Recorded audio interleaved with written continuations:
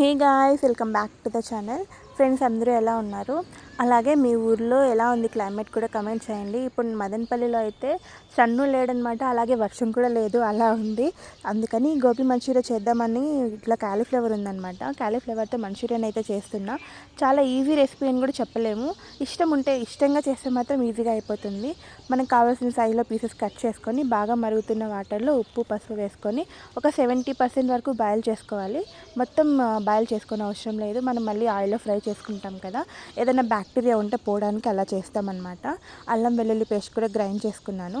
ఇంకా పౌడర్స్ విషయానికి వస్తే 3:1 రేషియోలో మైదా అలాగే కార్న్ఫ్లోర్ యూస్ చేస్తాను. అంటే 3 కప్స్ మైదాకి 1 కప్పు కార్న్ఫ్లోర్ అనమాట. నేను తీసుకున్న క్వాంటిటీకి ఈ కప్పుతో అయితే వేసుకున్నాను. సో అలాగే పౌడర్లోకి కొంచెం ఆయిల్ వేసుకొని కలుపుకున్నట్టయితే కొంచెం క్రిస్పీగా వస్తాయి. తర్వాత 1 స్పూన్ సాల్ట్, అలాగే కొంచెం వంట సోడా వేసుకున్నా. మీకు వద్దనుకుంటే వంట సోడాని స్కిప్ చేసుకోవచ్చు.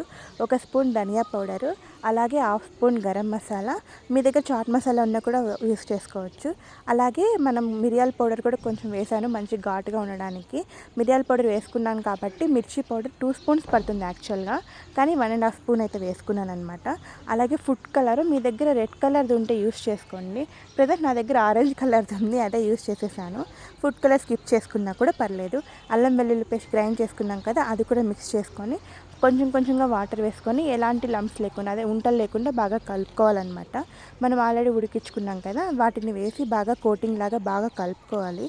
అంతే అండి, మనకి డీప్ ఫ్రై చేయడానికి ఇది అయితే రెడీ అయిపోయింది. ఎక్కువ బ్రౌన్గా కాల్చుకోవాల్సిన అవసరం లేదనమాట. జస్ట్ వేసిన 2-3 మినిట్స్ లోపే రెడీ అయిపోతుంది. ఆయిల్ దగ్గర మనకి పని తక్కువ అనమాట. సో ఇలా గోల్డెన్ బ్రౌన్ కలర్ వస్తే చాలు, సరిపోతుంది. నేను నెక్స్ట్ పార్ట్లో ఇంకా నెక్స్ట్ పార్ట్ కూడా ఉందన్నమాట దీనికి. ఇప్పుడు పకోడీ మాదిరి రెడీ అయింది కదా, ఇంకా టమోటో సాస్ చిల్లీ సాస్ అవి కూడా వేసి చేశాను. పార్ట్ 2లో పోస్ట్ చేస్తాను, తప్పకుండా చూడండి గాయ్స్. Bye, take care.